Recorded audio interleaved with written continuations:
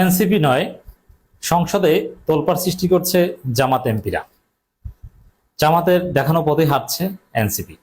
দর্শক, এনসিপির লোকজন একটা কৃত্রিম হাইপ তৈরি করার চেষ্টা করছে। এই যে দেখেন, সংসদ উত্তপ্ত, সংসদে উত্তেজনা, বিএনপির বিরুদ্ধে সোচ্চার, এই বলছে সেই বলছে। কারা বলছে? তো এনসিপির এমপিরা। নাহিদ ইসলাম, হাসনাত আবদুল্লাহ, আব্দুল হান্নান মাসুদের বক্তব্য hit, Abdul Hannan Masud on the fire. আর জামাতের কেউ ওইভাবে আলোচিত হয়নি। মুলতবি অধিবেশন ঈদের পর যে শুরু হয়েছে সেখানে।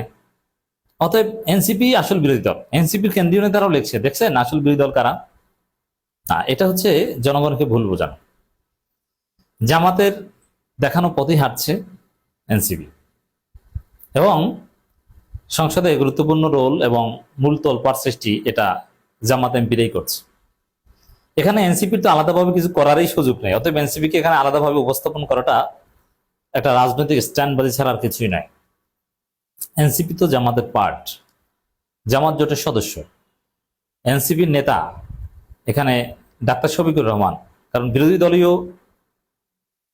বিরোধী দলের নেতা ডাক্তার শফিকুর রহমান। অতএব ডাক্তার শফিকুর রহমান তাদের নেতা। এই যে দেখেন, সংসদে সংবিধান সংস্কার পরিষদ জুলাই সনদ নিয়ে আলোচনা করতে হবে, এই বিষয় নিয়ে যে উত্তেজনা তৈরি হয়েছে, স্বরাষ্ট্রমন্ত্রী সহ আরো নানান বিষয় অনেক কিছু বলেছেন। স্বরাষ্ট্রমন্ত্রীর বিরুদ্ধে আব্দুল হান্নান মাসুদ বলেছেন যে আপনি স্বরাষ্ট্রমন্ত্রী, আপনি এই করবেন সেই করবেন, আপনার কাজ এখানে। ঠিক আছে, ইটস গুড। কিন্তু এই যে বিতর্ক, উত্তেজনা, আব্দুল হান্নান মাসুদের বক্তব্য, নাহিদ ইসলামের বক্তব্য, যেটা মিডিয়ায় ব্যাপক কাভারেজ পেয়েছে, এগুলোর সূত্র কি? এগুলোর সূত্র তো ডাক্তার শফিকুর রহমান জনগুরুত্বপূর্ণ বিষয়ে নোটিশ দিয়েছেন আলোচনায় উপস্থাপন করার জন্য, কার্যপ্রণালী মানে দিনের কার্যসূচিতে ঢোকানোর জন্য। তারপরে না শুরু হয়েছে। এটা এমন না যে জামাত জানে না, এটা এনসিপি কার্যপ্রণালী বিধি অনুযায়ী দিনের কার্যসূচিতে অন্তর্ভুক্ত করার দাবি জানিয়েছে আলোচনার জন্য। না, এটা তো ডাক্তার শফিকুর রহমান করেছেন।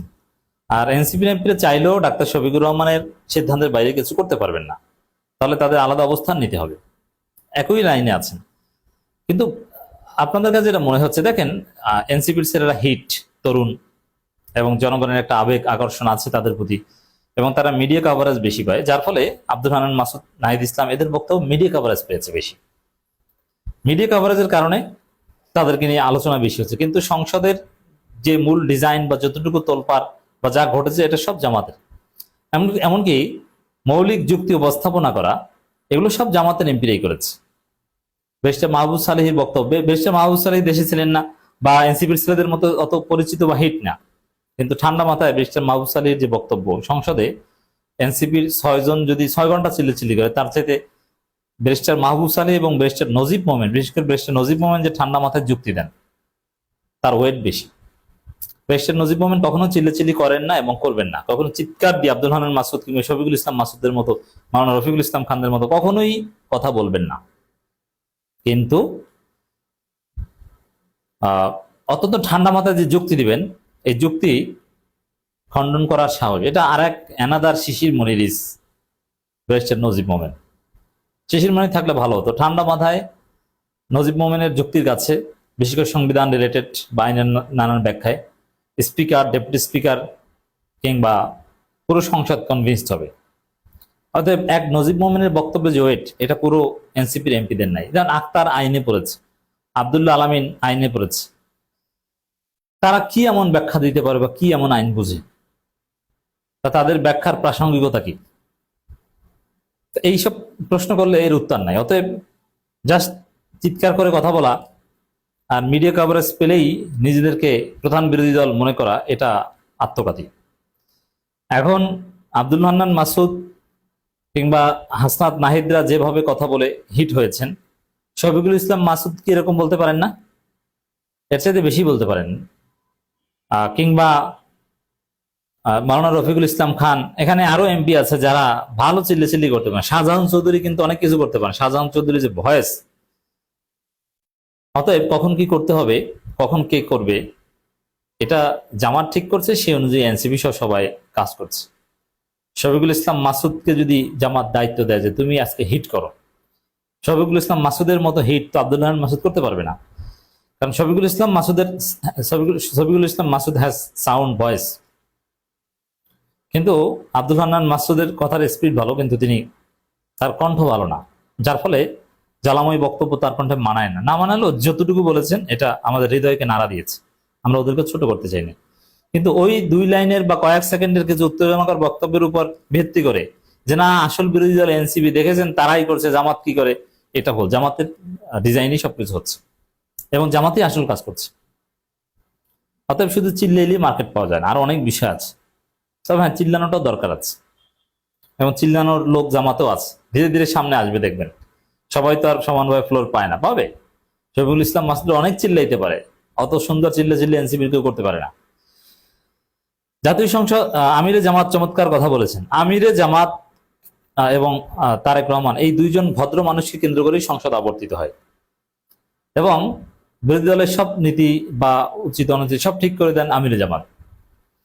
এবং সেই অনুযায়ী চিফ হুইপ নাহিদ ইসলাম, বিরোধী দলের চিফ হুইপ নাহিদ ইসলাম কথা বলেন।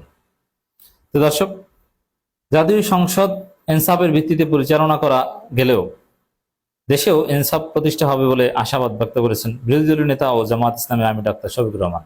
তা আমি এর সাথে একমত নই। জাতীয় সংসদ ইনসাফের ভিত্তিতে পরিচালনা করা সহজ।